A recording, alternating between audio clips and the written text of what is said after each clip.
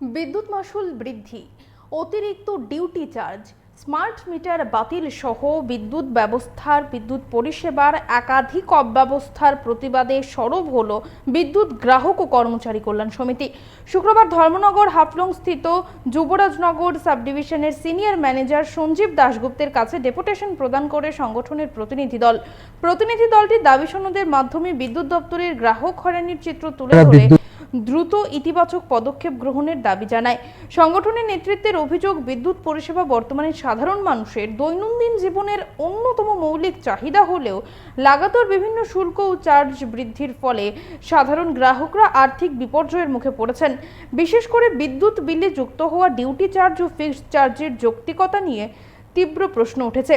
ডেপুটেশনকারীদের বক্তব্য, প্রকৃত বিদ্যুৎ ব্যবহারের ধরন বিবেচনা না করেই লোড অ্যাসেসমেন্টের নামে গ্রাহকদের ওপর অতিরিক্ত আর্থিক বোঝা চাপানো হচ্ছে, যার ফলে আমজনতা থেকে শুরু করে ব্যবসায়ী সমাজ সকলের মধ্যেই তীব্র ক্ষোভের সঞ্চার হয়েছে। আমরা শুনবো এ ব্যাপারে বিস্তারিত।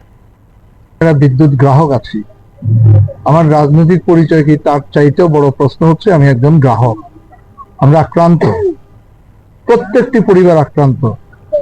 ঘরে ঘরে বিদ্যুতের লাইন কাটার মহড়া চলছে, কারণ যেভাবে duty charge, fuel charge, fixed charge, কোনো ব্যাখ্যা নেই, গ্রাহকরা জানেই না, বিল ধরিয়ে দেওয়া হচ্ছে না, লাইন কাটার জন্য প্রস্তুত। এই পরিস্থিতির মধ্যে দাঁড়িয়ে আমরা যারা গ্রাহক আজকে রাস্তায় নামতে বাধ্য হচ্ছে। আধিকারিকদের সামনে যাচ্ছি, তারা উত্তর দিতে পারছেন না। তারা বলছেন আমরা কিছু জানি না, আমরা কর্তৃপক্ষ থেকে জেনে আপনাদেরকে জানাবো। আমরা কার কাছে যাব?